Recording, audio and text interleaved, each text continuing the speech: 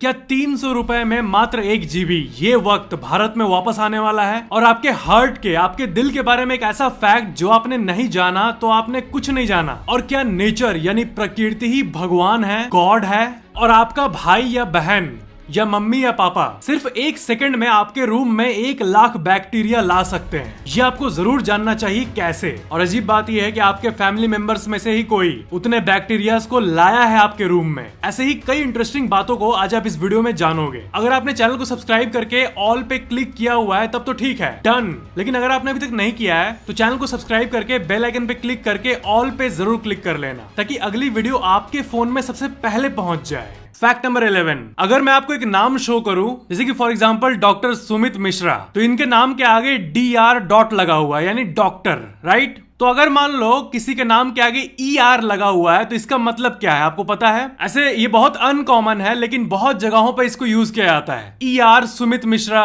ER Vaishali Chaturvedi. तो इसका meaning क्या आप गेस कर सकते हो? मीनिंग बहुत ही क्लोज है आपके, थोड़ा सा गेस करो बस। तो असल में ER का मतलब हुआ इंजीनियर। जी हाँ, ये कोई उतना कॉमन प्रैक्टिस नहीं है, लेकिन तब भी बहुत लोग लगाते हैं ER अपने नाम के पहले, इंजीनियर। बहुत लोगों को तो इसका आइडिया भी नहीं होगा। फैक्ट नंबर 10, आपने स्लीप वॉकिंग के बारे में जरूर सुना होगा। जब भी आप रियल लाइफ में अपने असल जिंदगी में स्लीप वॉकिंग के बारे में सुनते हो तो आपको ऐसा लगता हो कि ये रियल थोड़ी होता होगा। स्लीप वॉकिंग मतलब वही नींद में चलना। तो आपने शायद ही अपने परिवार में किसी को नींद में चलते हुए देखा होगा। बहुत वियर्ड बात है ना? ये तो इम्पॉसिबल लगता है। और जो लोग नींद में चलते हैं वो बिल्कुल प्रॉपरली चलते हैं, एकदम स्टेप बाय स्टेप लेके। आपको लगेगा वाह कितना अच्छा चल रहा है। और ये ब्रेन का कितना वियर्ड सिचुएशन है कि नींद में भी सेंस ऑफ बैलेंस काम कर रहा होता है। तो ये देख के आप लोगों में से बहुत लोगों के मन में सवाल आता है कि क्या स्लीप वॉकिंग में, यानी स्लीप वॉकिंग करते हुए किसी की मृत्यु हुई है? तो हाँ, हमारे दुनिया में ऐसा एक बार नहीं बहुत बार हो चुका है। रिसेंटली मुंबई से ये खबर आई थी कि स्लीप वॉकर 6th फ्लोर से गिरकर मर गया। तो ऐसे घटनाएं होते हैं। और सबसे वियर्ड बात यह है कि ब्रेन बहुत ही अजीब तरह से काम करता है। कई केसेस में दरवाजा ऐसे लॉक रहेगा तो मसल मेमोरी के चलते वो अनकॉन्शियसली दरवाजा भी खोल के बाहर चले जाते हैं। अब ब्रेन सही में कैसा चीज है। फैक्ट नंबर 9, ये एक डीप साइकोलॉजिकल सी बात है। अगर हम लोग सब कोई आपस में बात करें और डिस्कस करें कि क्या आप भगवान पे यकीन करते हो, तो बहुत लोग कहेंगे कि हाँ मैं यकीन करता हूँ, भगवान ऐसे होते हैं। और दूसरी तरफ बहुत लोग ऐसे होंगे जो ये कहेंगे कि नेचर यानी प्रकृति ही भगवान है। तो जो लोग गॉड यानी भगवान को ह्यूमनली फॉर्म में नहीं मानते हैं, या ऐसे नॉर्मली भी बहुत लोग ये मानते हैं कि प्रकृति के कण कण में भगवान है, तो इसी बिलीफ को पैंथिज्म कहते हैं। पैंथिज्म मतलब the belief that God exists in all natural things. ये बिलीफ कि गॉड और यूनिवर्स यानी नेचर दोनों आइडेंटिकल है, दोनों एक ही है। और आप लोगों में से भी बहुत लोग इस डीप कंसेप्ट को मानते होंगे। और अगर आप इस थॉट को थोड़ा डीपली सोचो तो आपको ऐसा लगेगा कि हाँ ये ट्रू हो सकता है, क्योंकि आप बिग बैंग को इमेजिन करो कि इस यूनिवर्स में कुछ भी नहीं है, नथिंग, और अचानक से ये यूनिवर्स फॉर्म हो गया। तो जो भी चीजें क्रिएट हुई वो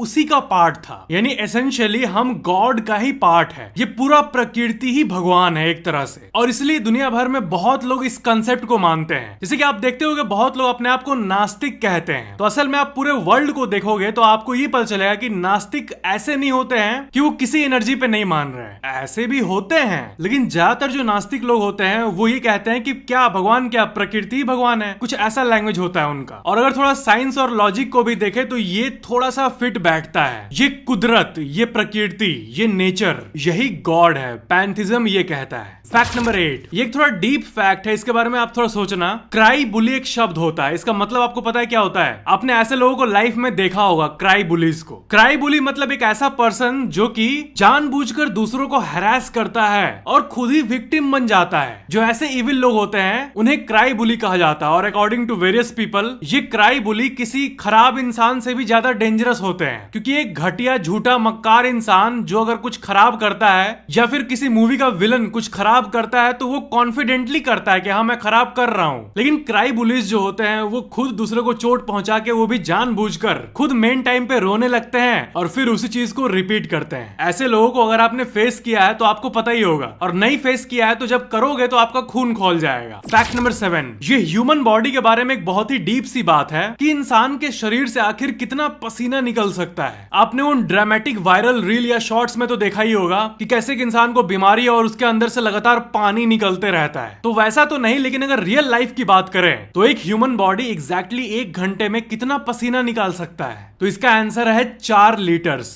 और ये भी बड़ी अमेजिंग बात है। यानी आप थोड़ा ध्यान दो, मैक्सिमम कैपेसिटी की बात हो रही है। यानी ऐसा नहीं कि आप बैठोगे गर्मी में और 4 लीटर पसीना निकल जाएगा, वो नहीं। मैं ये कह रहा हूं कि आप अपने बॉडी के लिमिट्स को पुश करो। आप भागो भागो, दौड़ो दौड़ो, और आपका जितना एंड क्षमता है पूरा लगा दो दौड़ने में। तो पूरे एनर्जी से अगर आप दौड़ोगे और वो भी लगातार 1 घंटे, तब उस 1 घंटे में 4 लीटर पसीना आ जाएगा। यानी वो पसीना लिटरली एक बड़े कंटेनर को भर सकता है। तो ह्यूमन बॉडी का 1 आवर बेसिस पे हाईएस्ट पसीना लिमिट इक्वल टू 4 लीटर्स। और ये पसीना कहां से निकलता है? ये निकलता है स्वेट ग्लैंड से, जो कि आपके स्किन पे मौजूद है। और एक एवरेज पर्सन के पास 2 से 4 मिलियन स्वेट ग्लैंड्स होते हैं। और सिंपली स्पीकिंग, कैजुअली देसी भाषा में बोलूं तो 4 मिलियन छेद हैं। इन 4 मिलियन छेदों से कॉन्करेंटली, साइमल्टेनियसली पानी निकलते रहता है। I mean, वही पसीना निकलते रहता है। और ये स्वेट ग्लैंड यानी पसीना निकलने वाला छेद सिर्फ बॉडी में 2 जगह नहीं होता है। पहला आपके लिप्स पे, होठ पे, और दूसरा निप्पल्स पे। फैक्ट नंबर 6, आए दिन आप 3D प्रिंटिंग के रील्स वगैरह को देखते रहते होंगे कि कैसे एक प्रिंटर बिना किसी मजदूर के बिल्डिंग्स को खड़ा कर दे रहा है। तो एक प्रैक्टिकल सवाल पूछते हैं कि क्या कोई ऐसा बिल्डिंग सच में अभी एग्जिस्ट करता है जो कि 3D प्रिंटेड है? और सिर्फ छोटे मोटे पोस्ट ऑफिस या ऐसा कुछ की बात नहीं हो रहा है, एक्चुअल बिल्डिंग जो कि हो। तो हाँ, इसका कॉलोनी 3D प्रिंटेड बिल्डिंग्स की दुनिया आपको दुबई में मिल जाएगी। दुबई में एक है ऑफिस ऑफ द फ्यूचर, वो 3D प्रिंटेड है। चाइना में एक 5 मंजिला अपार्टमेंट है जियांगसू प्रोविंस, वो भी 3D प्रिंटेड है। लेकिन ये सब तो कुछ भी नहीं था। असल में सबका बाप दुबई में एक स्काई स्क्रेपर आने वाला है। कैजा कंस्ट्रक्शन नाम की एक कंपनी है, वही बनाने वाली है सबसे पहला स्काई स्क्रेपर। अब एक नॉर्मल अपार्टमेंट या बिल्डिंग और स्काई स्क्रेपर में बहुत फर्क है। स्काई स्क्रेपर एक बहुत ही बड़ी वर्ड है। स्काई स्क्रेपर मतलब एक ऐसी बिल्डिंग जिसमें मिनिमम 40 से 50 फ्लोर हो। 3D प्रिंटिंग टेक्नोलॉजी का यूज करके लार्ज स्केल में कंस्ट्रक्शन करना, ये इस धरती पे फर्स्ट टाइम हो रहा है। फैक्ट नंबर 5, क्या आपको पता है कि आपका सिंगल बाल यानी एक हेयर स्ट्रैंड 100 ग्राम वजन को सह सकता है? अब बताओ आपके माथे में कितने बाल है? तो वो करीब है 1 लाख के आसपास। यानी अगर आप टोटल करोगे तो आपको ये पता चलेगा कि आपके सारे बालों को मिला दें तो वो करीब 10,000 किलो वजन को सह सकता है। तो अब आपको पता चला कि ऐसा क्यों पॉसिबल होता है, और हम ऐसे गिनीज वर्ल्ड रिकॉर्ड्स क्यों देखते हैं कि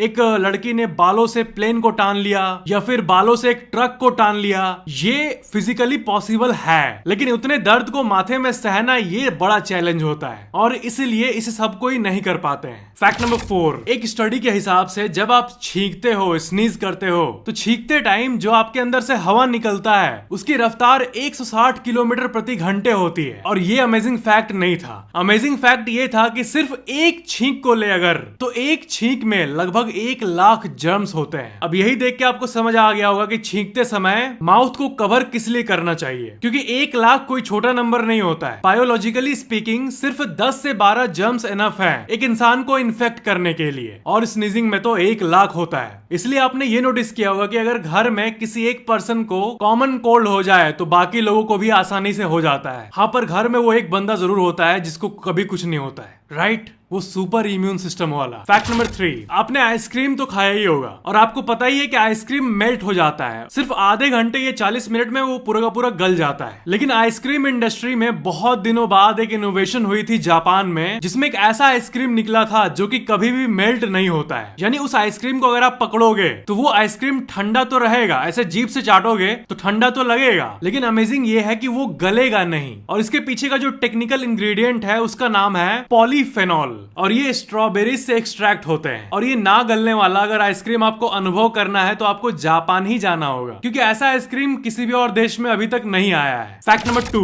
ये बहुत ही अजीब सी बात आपको लगेगी, थोड़ा ध्यान से सुनना। देखो, पेंगुइन्स की स्टडी की जाती है। विज्ञान की दुनिया में देखे तो हर एक ऑर्गेनिज्म ट्रैक होते रहता है, विज्ञान की किताबों में अपडेट होते रहता है कि ये ऐसे करता है, वो ऐसे करता है, वो वहां माइग्रेट करता है, वहां से आता है। तो ऐसे ही पेंगुइन्स को भी स्टडी किया जाता है। ओके, नॉर्मल सी बात है, हाँ किया जाता है। तो अजीब बात यह है कि जब भी वैज्ञानिकों को किसी पेंगुइन कॉलोनी के बारे में पता लगाना होता है तो वो पता है क्या ट्रैक करते हैं? वैज्ञानिक अपने देश का सैटेलाइट्स का हेल्प लेते हैं और स्पॉट करते हैं, पता है क्या? पेंगुइन का पूप। जी हाँ, पेंगुइन पता है आपको सामूहिक पॉटी करने के लिए जाने जाते हैं। वो सामूहिक तरह से हगते हैं और उनका पूप इतना सारा होता है कि वो लिटरली, आप यकीन नहीं करोगे, स्पेस से विजिबल होता है। जी हाँ, penguin poops are visible from space और इसी के मदद से उनके कॉलोनीज को ट्रैक करना आसान हो जाता है। और पेंगुइन के पूप के बारे में एक और अमेजिंग जानकारी ये है कि वो जल्दी डिकम्पोज नहीं होता है। वो बर्फ के ऊपर सालों तक वैसे ही का वैसे ही रहता है और क्योंकि माइनस में टेम्परेचर होता है तो उनका टट्टी हमेशा ताजा रहता है। इंटरनेट पे आपको ऐसे कई स्टडीज मिल जाएंगे इसी को लेके। फैक्ट नंबर 1, एक ऐसा फैक्ट है जिसको लेके आप लोगों में से बहुत लोगों में बड़ा कंफ्यूजन है और वो फैक्ट आपके हार्ट बीट के बारे में। जो आपका दिल धड़कता है तो धड़कता है क्यों? क्योंकि आपके शरीर में ब्लड ऊपर नीचे होते रहता है, पंप होते रहता है। तो जब आप इस